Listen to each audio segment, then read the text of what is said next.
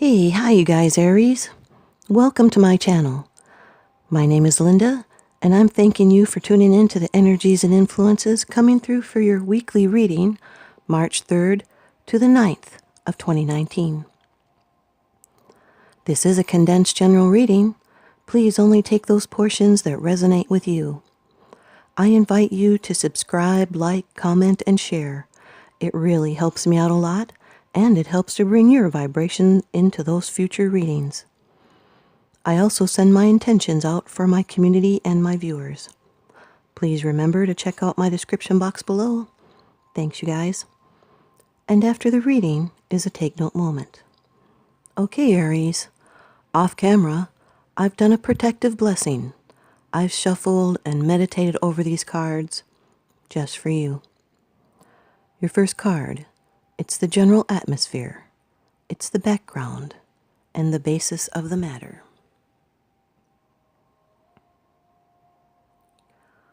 The Five of Swords, Aries. This is air energy. This card has some advice to not judge before you know everything. You see, a knave has captured the swords of his adversaries, and they depart in dejection. There's storm clouds and wind. You may be the conqueror or the conquered. This is advice to avoid battle that cannot be won. It would be an empty victory. This is a battle of wills.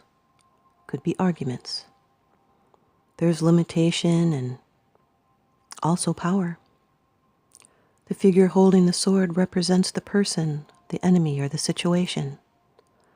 This can be a difficult card, showing defeat, weakness, and humiliation. There could be an attack of your resources, or a conquest of others. There can be unfairness and slander, gossip, and cruelty. This person is a master controller. They can bring destruction and dishonor and loss. You may pay more than you actually get. So go slow, or you'll deprave yourself from benefit. Fives are about adjustment, and this is change brought on by distress or loss. It's uncomfortable but necessary change. You may be blinded by a situation, so wait to judge. You do not have enough information. In the positive light, the image portrays a process of growth and healing. Looking back, you know that you can do away with yesterday's doubts and weaknesses. Avoid negative people. They drain you, and they bring unwanted drama. They bring mental cruelty and humiliation and bad treatment. Someone may be making empty promises. This card can stand for an energy vampire, someone constantly complaining or non-stop talking. You may need to look for a new direction. Your second card, and this is the energies crossing over your path. The Ten of Wands, Aries. This is fire energy. This is someone feeling burdened by life, feeling overloaded, like responsibility is wearing him down, but they cannot let go. But this is a 10, so the problem is soon to be solved. This has to do with beginnings and endings. These are ambitious burdens. A heart being tried by pain. This is fortune and gain and any kind of success, and then it is also the impression of these things. You may feel that your labor has gone for naught, or you may be carrying burdens that don't really belong to you. You feel weary, as if the whole world is on your shoulders. It's up to you to decide whether to continue carrying these heavy responsibilities you have undertaken. Or maybe other people are shirking their part and should help out. So make sure others are doing their fair share. Ask for help if you need it, and don't let pride stand in the way. Keep going. You've come too far to let things drop. Your third card, and this is how it affects you. Number 14 of the Major Arcana in the Rider-Waite deck, Temperance. This has to do with adjustment and patience and compromise. This is the card of Sagittarius. This is compromise instead of battle and making adjustments. It's having control over your own life, and what we have imagined will come to pass. Successful combinations will be achieved. This is the vision of the new life that comes after death. The ability to combine different elements in life, such as work and pleasure, love and sex, feelings and action, openness and confidence. This indicates victory over doubts and advises a cautious attitude. And be moderate and take the middle way. There's calm and balance and a need to have patience for events surrounding you as they play out. You're reflecting on your life. You need to draw in emotions and stop overreacting to outside forces. This is contemplation on and reflection on events and relationships and work. So be the calming force in chaos. Now is a time it's possible to overcome addiction to substance, people, or relationships. So obsession is passing, and order is being restored.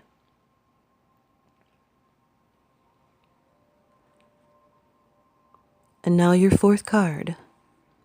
It's the future card, the results, the outcome, and the advice. The Five of Wands, Aries. More fire energy. There's 2 5s in your reading, and it represents vigils, watching out for something. 2 5s equal a 10, so it's the end of a cycle. This is uncertainty and shifting vibrations and feeling unrest. This is competition in social or career areas. There's new factors that have come in. They demand that you change and adapt and grow. You may need to put in more effort to keep what you've already gained. This is mediation and challenge and struggle. Could be petty obstacles, annoyances, short-term difficulties in communication. And once you overcome that, there'll be changes for the better. These are competing forces without a clear winner as yet. You may be building something. It's a card of ordeals and tests, sometimes lawsuits. So watch out for trickery or fraud. This is a new rush of energy. Try not to indulge in the hassles and annoyances. You might be feeling agitated, competitive, contentious, combative, and confused. You might be trying to unify or jockeying for a position. Could be restructuring or working at cross purposes. Or you may be enjoying rivalries, could be family rivalries. You just need to agree to disagree. And be wary of stubbornly holding on to an idea just for the sake of it. Your fifth card, it's the bottom of the deck card, the underlying issue. This is what's unseen. The Queen of Wands, Aries. Could be an Aries, a Leo, or a Sagittarius here. Maybe a Sagittarius. This is fire energy person. Represents faith, inspiration, and faith. This is a person that attracts. This could be a fair woman. They love both the home and nature. They're honest and practical. And her personality does correspond to that of the king's, but is more magnetic. She attracts. She has great power to attract that which she wants, and is fruitful in mind and body. If this card does not represent a woman, then success in undertakings, and love of home and growing things. And there's kindness and generosity. There's love of life and eagerness for experience. She is wise and passionate. Alone among the queens, she sits with her legs apart, and that is a symbol of a strong sexual appetite. She approaches life with such openness and faith that the world seems to take care of her. And like the king, she is honest and sincere, but she does not dominate. And she holds to the vision of the possible.